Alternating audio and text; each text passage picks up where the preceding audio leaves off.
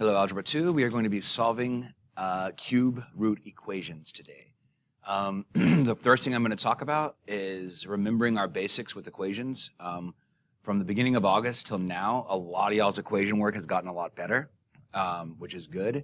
But I want to remind you of the basics. So you don't have to write this down. And some of you who already understand this, you can skip through until I start working. But I want you to see this. So if I had 3x plus 4 equals 13. Let's say I had that. Remember our equation work. What ends up happening with our equation work? Number one, I'm going to start recommending y'all do this because a lot of y'all's work, actually a lot of y'all's work is pretty nice and y'all keep it lined up. But for those who need the reminder, keep it lined up. Equal signs work. Some people do the line. I don't have a preference. I think the equal signs can look messy. Look at my work. But the line can kind of look silly. So it's your choice, but make sure you have it lined up.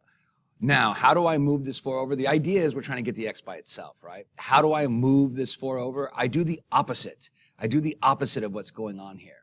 And what's going on here is this is saying adding 4. So I'm going to subtract 4 on both sides. That is the same thing. So what did I do? Ooh, that's going to be a 9. So what did I do here? I identified what's going on. This is a plus. I need to do the opposite.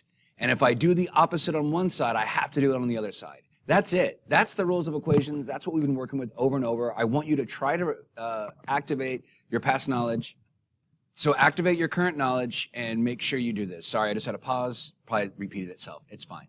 With that said, now we're at this step where it says 3 times x equals 9. Okay, we want to get rid of this 3. We want to get this, split it away from the x. 3 times x, the opposite is division. So think about it. On this last step, we did the opposite of adding. And we did it to both sides. This step, we're going to do the opposite of division. Notice that keyword opposites, and we're going to do it on both sides. All right, check this down here, y'all. You think the rules of equations have suddenly changed because we added weird things to it? The answer is no, it did not change at all. It's perfectly fine. So what does this look like? You ready for this? This says cube root. The cube root of, let's say, 8 is 2. And what does that mean? It means 2 times 2 times 2 is equal to 8. That means 2 to the third is 8. So, do you see these two right here? This one and this one.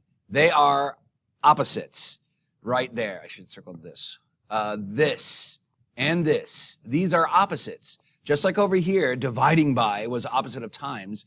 These two are opposites. So, if you identify which the opposites are, let's get to it. The first thing you want to do is make sure you have your radical on one side and everything else to the other. And remember, you can't just randomly pull things out of the radical house. It kind of sometimes acts a little like parentheses, but it's not like parentheses. So it's a group and it stays together, but yeah.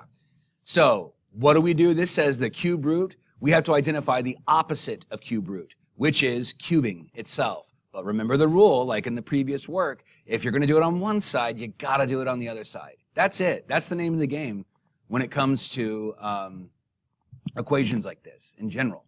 So I have 5x minus 1, because this cancels out, and then 4 cubed. And remember, that looks like 4 times 4 times 4. 4 times 4 is 16, times 4 is 64.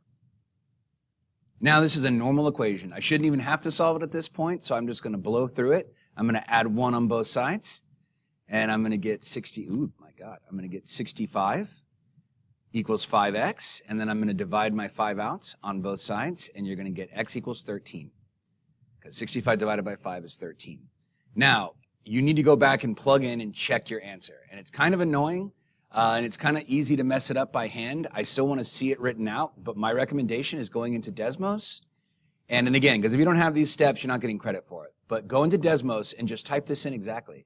Type this in exactly. 513 minus 1. And then this is equal to 4. You don't have to type the equals 4, but just go see what this is. Go in there and do it. So I'm going to go ahead and solve this by hand. 5 times 13 is 65. Minus 1. Cube root of 65 minus 1, that's 64. What's the cube root of 4? Of 64, it's 4. So this is true, which means this is a solution. This is a solution. So I'm going to upload this video, and this will be considered my main lecture and my example 1, and then I'll do the other examples in a separate video.